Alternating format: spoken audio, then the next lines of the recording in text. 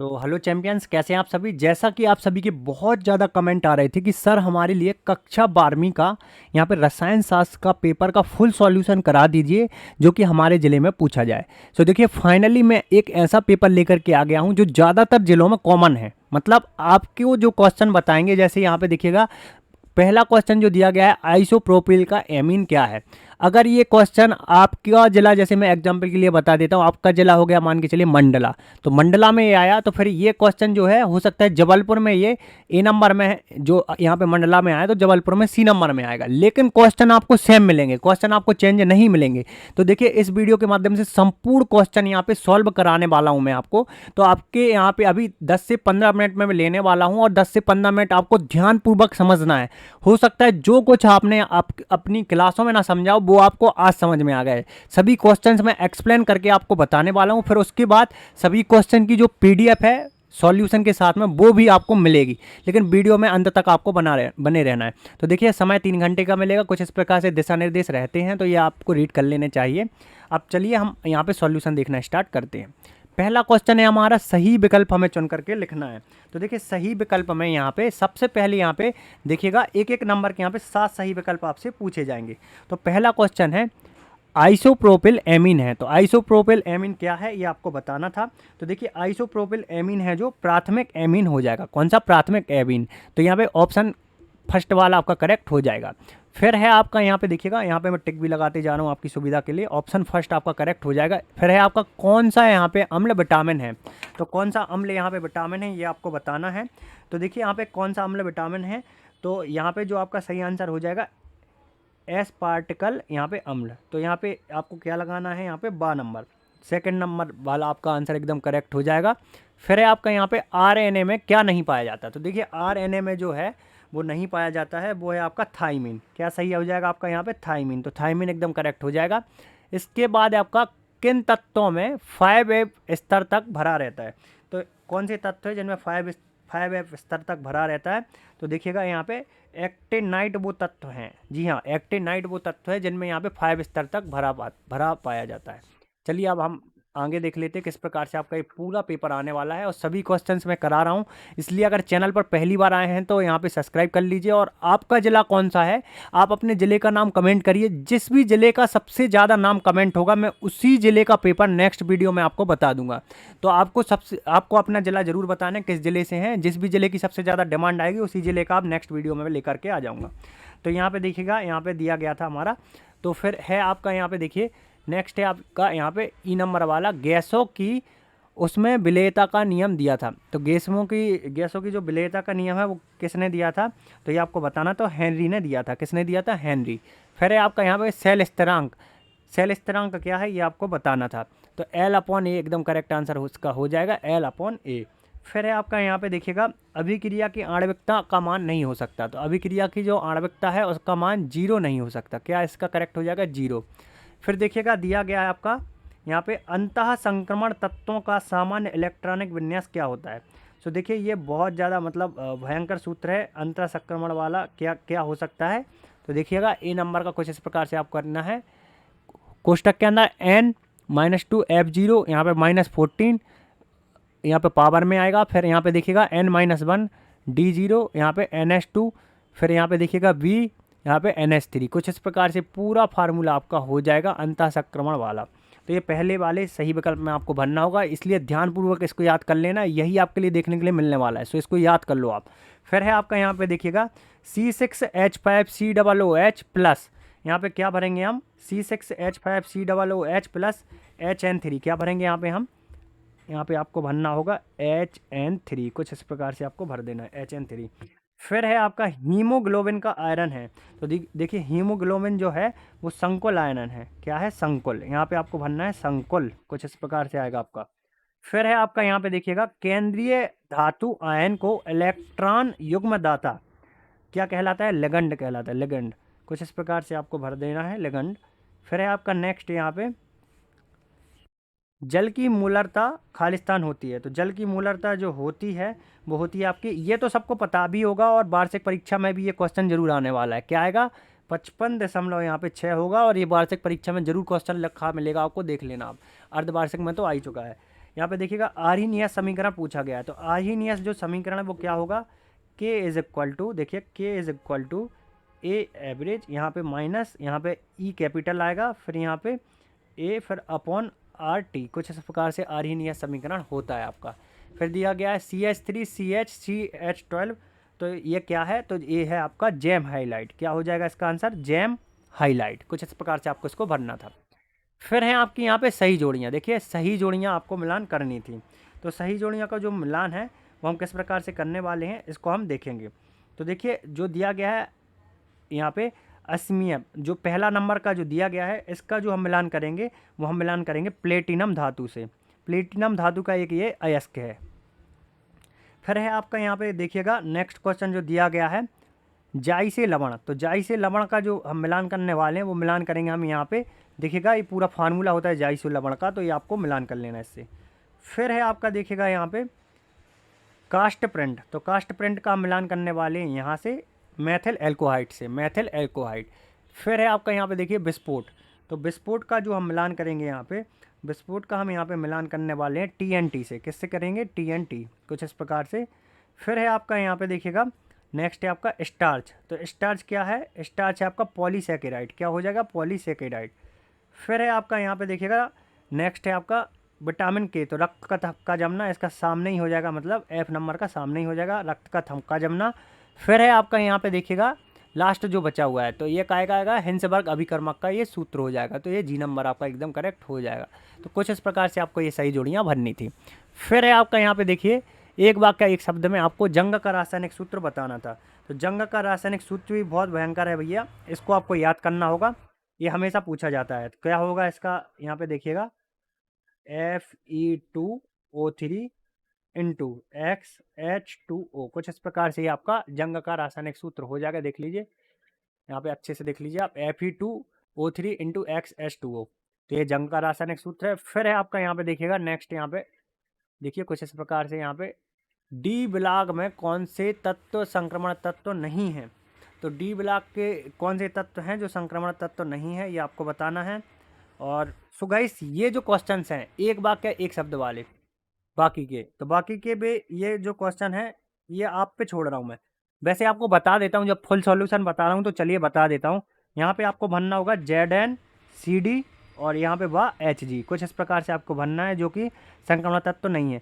Chlorofluorocarbon जो है वो क्या कहलाता है, तो देखिए वो कहलाता है यहाँ पे, वो कहलाता है आपका फ्रीयान, क्या हो जाएगा आपका फ्रीयान, कुछ इस प्रकार से आपको भरना होगा फ्रीयान।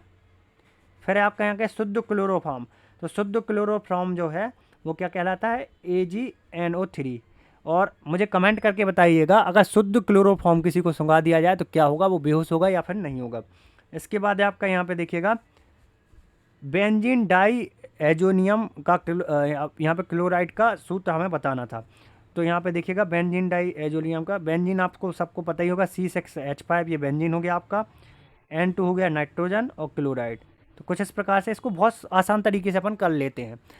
अमीनो अम्ल को आपस में कौन सा बंध जोड़ता है, तो पेप्टाइड बंध जोड़ता है, कौन सा, पेप्टाइड बंध, कुछ इस प्रकार से आपको लिखना होगा पेप्टाइड बंध।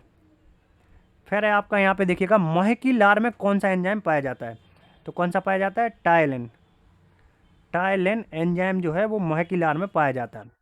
अब गाइस हम यहाँ से देखने वाले हैं 2-2 अंक वाले क्वेश्चंस, देखिएगा कुछ इस प्रकार से 2-2 अंक वाले, विद्युत बल रेखाएं एक दूसरे को क्यों नहीं काटती हैं, ये आपको बताना है, विद्युत बल रेखाएं जो हैं वो एक दूसरे को क्यों नहीं काटती हैं। तो गाइस मुझे नहीं लगता राउल्ट का नियम आप में से किसी भी विद्यार्थी से नहीं बनेगा, इसलिए मैं ये क्वेश्चन नहीं बताऊंगा, राउल्ट का नियम को समझाना था। दूसरा दिया गया है किसी परिस्थिति में जो सेल है व DRG जो डेल RG है वो शून्य कब होते हैं, या फिर तनुता का चालकता व आणविकता चालकता पर क्या प्रभाव पड़ता है, ये हमें समझाना था। तो देखिए किन परिस्थितियों में होते हैं ये शून्य, जब सेल अभिक्रिया साम्यावस्था में हो, कौन सी, जब सेल अभिक्रिया साम्यावस्था में हो तब ये शून्य होते हैं। फिर इसके बाद है आपका नेक्स्ट क्वेश्चन, देखिएगा 2 अंक का ही पूछा जाएगा, चलिए आपको सही से दिखा देते हैं। क्वेश्चन नंबर 7वां जो दिया गया है हमें, इसमें पूछा गया है किसी यहाँ पे द्वितीय कोटि की अभिक्रिया का वेग कैसे प्रभावित होता है यदि अभिक्रिया की सांद्रता दोगुनी कर दी जाए या फिर आधी कर दी जाए। और लोहे में जंग लगने से बचाने के तरीके आपको बताने थे अथवा में। तो चलिए 7वें का आंसर हम देख लेते हैं किस प्रकार से आपको करना है। किसी अभिक्रिया के लिए एक अभिक्रिया द्वितीय कोटि की है, अभिक्रिया का वेग कैसे प्रभावित होता है यह बताना था आपको। तो देखिए अभिक्रिया का वेग किस प्रकार प्रभावित होता है ये पूरा एग्जाम्पल दे करके आपको समझाया गया है, तो जल्दी से इसको आपको देख लेना है। फिर आपका यहाँ पे देखिएगा पूछा जाएगा, यहाँ पे नेक्स्ट है आपका लिंगेज या बंधन समवायता उपसय संयोजी यौगिकों में समझाइए। तो लिंगेज या बंधन समवायता को हमें समझाना था। तो देखिए आप लिंगेज समवायता किस प्रकार से आपको लिखनी होगी, कुछ इस प्रकार से लिंगेज समवायता होती है। एग्जाम्पल भी नीचे दिया गया है, तो ये लिंगेज समवायता की परिभाषा है और एग्जाम्पल भी दिया गया है, तो ये दोनों आपको देख लेने हैं। फिर है आपका देखिएगा यहाँ पे कार्बधात्विक यौगिक जो हैं, देखिए कुछ इस प्रकार से पूछा गया कार्बधात्विक यौगिक एक उदाहरण सहित आपको समझाना था। और दूसरा यहाँ पे पूछा गया है समन्वय संख्या की परिभाषा हमें देनी थी। तो चलिए आपको दिखा देते हैं कार्बधात्विक यौगिक की जो परिभाषा है वो कैसे ही होगी। कुछ इस प्रकार से आपको लिखना है कि वे यौगिक जिनमें कार्बन समूहों के कार्बन परमाणु धातु परमाणु से आबंधित हों कार्बधात्विक यौगिक कहलाते हैं। जैसे कि एग्जाम्पल के लिए आपके लिए दिया गया है, तो ये आपको देख लेना है। फिर है आपका देखिएगा यहाँ पे अथवा देख लीजिए समन्वय की परिभाषा। फिर है आपका 10वां। तो 10वां कुछ इस प्रकार से आपसे पूछा जाएगा, यहाँ पे देख लीजिए आप 10वां में दिया गया है यहाँ पे ऐसे दो अभिकर्मकों के हमें नाम लिखने थे जो एल्डिहाइड से क्रिया करते हों और कीटोन से नहीं। और अथवा देख लीजिए कुछ इस प्रकार से। तो वो दो अभिकर्मक कौन कौन से हैं, चलिए आपको दिखा देते हैं वो दो अभिकर्मक कौन कौन से हैं यहाँ पे। तो गाइस दो अभिकर्मक वो कुछ इस प्रकार से आपको हो जाएंगे। देखिए दोनों अभिकर्मक यहाँ पे प्रदर्शित हैं, एनिलील और ट्राइब्रोमो एनिलील। तो कुछ इस प्रकार से दोनों अभिकर्मक के यहाँ पे व्यंजक खोल दिए गए हैं जो कि आपको देख लेने हैं। फिर है आपका यहाँ पे देखिएगा क्वेश्चन नंबर यहाँ पे 11वां।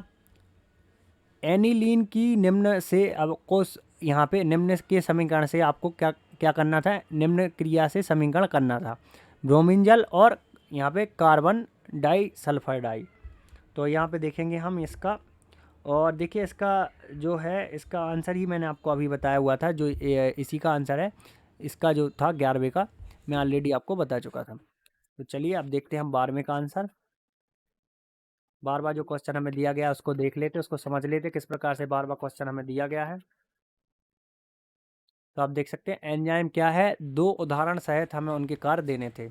तो चलिए एंजाइम क्या है इसके दो उदाहरण सहित इसके कार्य हम दे देते हैं। कुछ इस प्रकार से एंजाइम है, देखिएगा एंजाइम जीवित कोशिकाओं में उत्पन्न होने वाले नाइट्रोजन युक्त कार्बनिक पदार्थ हैं जो शरीर के अंदर होने वाली विभिन्न जैव रासायनिक क्रियाओं को यहाँ पे उत्प्रेरित करते हैं। जैसे यहाँ पे क्रियाएं दी गई हैं। फिर उनके उपयोग क्या क्या है, जाइमेज कार्बोहाइड्रेट के कंडेंसेसुरा निर्माण में, इन्वाइटेड शर्करा बनाने में, मक्का का स्टार्च बनाने में, पनीर बनाने में। सो ये आप देख लीजिए कुछ इस प्रकार से 12वें का हो जाएगा। इसके बाद है 13वां क्वेश्चन आपका, देखिएगा यहाँ से आपके 3 अंक वाले क्वेश्चन से स्टार्ट हो जाएंगे। आदर्श गैस एवं अनादर्श गैस में अंतर पूछा गया है। तो देखिए कुछ इस प्रकार से ये लिखना है आपको, आदर्श गैस एवं अनादर्श गैस में अंतर। देख लीजिए आप पूरा अंतर आपको इसी प्रकार से आपको लिखना होगा। फिर है आपका यहाँ पे देखिएगा अभिक्रिया दर एवं स्थिरांक में कोई अंतर पूछे गए हैं 4। अभिक्रिया दर, एक सेकंड में आपको दिखा देता, अभिक्रिया दर और दर स्थिरांक। तो चलिए आपको दिखा देते हैं अभिक्रिया दर और दर स्थिरांक में कोई 4 अंतर। कुछ इस प्रकार से आपको ये चारों अंतर लिखने होंगे। देखिए अभिक्रिया दर और दर स्थिरांक में अंतर। फिर है आपका यहाँ पे देखिएगा दिया गया है पोटेशियम पर मैग्नेट के अम्लीय माध्यम में कोई 3 ऑक्सीकारक गुणों को समीकरण द्वारा हमें दर्शाना था। तो चलिए अब हम देख लेते हैं 15वें का आंसर किस प्रकार से हम इसको दर्शाएंगे। तो यहाँ पे देखिएगा कुछ इस प्रकार से आपको ये पूरा करना होगा। ये 15वें का आपका आंसर है। 15वें का यहाँ पे अथवा का आंसर है ये। तो आप देखते जाइए कुछ इस प्रकार से करना है। यहाँ पे देखिए 15वां क्वेश्चन का आंसर कुछ इस प्रकार से आप करेंगे। इसके बाद है आपका 16वां क्वेश्चन। तो यहाँ पे देखिए 16वां क्वेश्चन जो दिया गया है, 16वां क्वेश्चन एक बार आप रीड कर लीजिए। कुछ इस प्रकार से आपका 16वां क्वेश्चन है, यहाँ पे देखिए। तो 16वें का जो उत्तर है वो हम देख लेते हैं। कुछ इस प्रकार से आपको 16वें का उत्तर करना होगा। देखिए यहाँ पे देख लीजिए कुछ इस प्रकार से 16वें का उत्तर है। तो यहाँ पे पूरा उत्तर दिया गया है। इसके बाद है आपका 17वां। तो 17वां आप देख सकते हैं, फ्रीडल काफ्ट अभिक्रिया और हेलो फार्म अभिक्रिया हमें दोनों बतानी थी। तो देख लीजिए आप, यहाँ पे हेलो फार्म अभिक्रिया, इसका उदाहरण भी दिया गया है। फिर हम दिखाएंगे फ्रीडल काफ्ट अभिक्रिया। तो कुछ इस प्रकार से 17वां करना था। 18वां जो लास्ट क्वेश्चन आपका बचा हुआ है, शायद 18 और 19 बचा हुआ है, जो कि आपके 5-5 अंक वाले क्वेश्चन है। तो दिया गया है, देखिए गैल्वेनीकरण सेल क्या है, इसकी क्रियाविधि देकर समझाना था। तो चलिए गैल्वेनीकरण सेल क्या है इसको देख लेते हैं हम। देखिए कुछ इस प्रकार से गैल्वेनीकरण सेल की परिभाषा दी गई है, ध्यानपूर्वक देखेंगे हम। फिर यहाँ पे देखिएगा, ये पूरा गैल्वेनीकरण सेल का जो है चित्र बना हुआ है। यहाँ पे देखिए वोल्टमीटर है, यहाँ पे लवण सेतु है, यहाँ पे कैथोड है, एनोड है, यहीं पे डायोड भी होगा। यहाँ पे देखिए सब कुछ यहाँ पे दिया गया है पूरा। तो ये कुछ इस प्रकार से आपको ये चित्र बनाना होगा।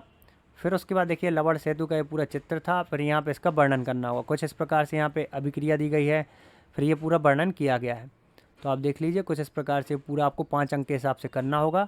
फिर है आपका 19वां क्वेश्चन। 19वां और लास्ट क्वेश्चन है आपका, देखिए कोलरास का आपको नियम बताना था और इसके 2 अनुप्रयोगों का आपको वर्णन करना था। और दूसरा दिया गया है साक्षारण किसे कहते हैं, मतलब जंग लग जाती है ना तो वही होता है साक्षारण। इसकी क्रिया प्रभावित करने वाली कारकों के नाम बताने थे एवं बचाव के नाम बताने थे। तो देखिए आपके लिए यहाँ कोलरास का नियम मैं बता देता हूँ।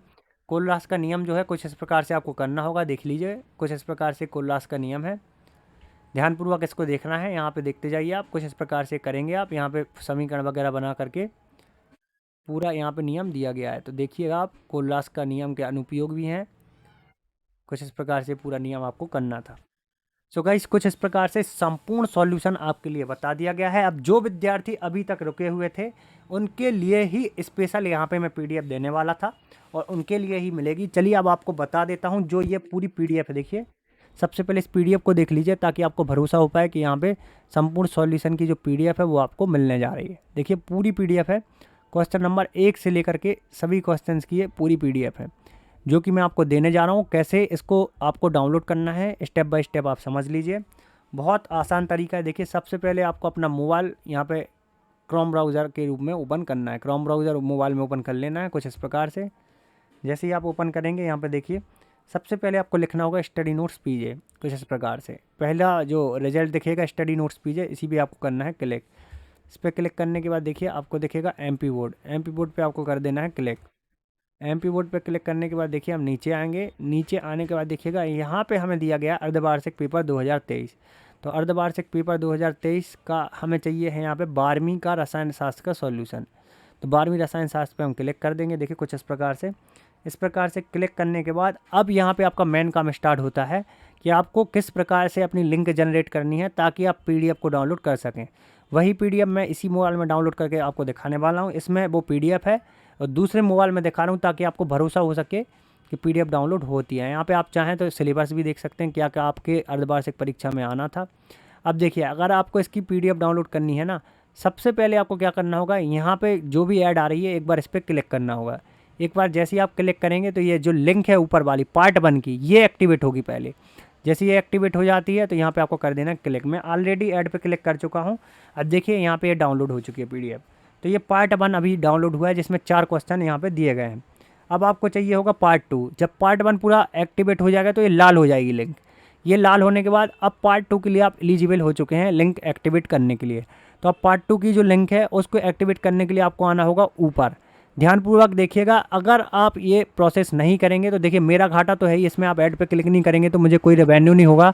तो आप सपोर्ट करना चाहें तब भी करिए और आपको PDF डाउनलोड करना है तब भी करिए। अब पार्ट 2 की लिंक के लिए आपको एक बार इस ऐड पे क्लिक करना है, फिर नीचे आ जाना है।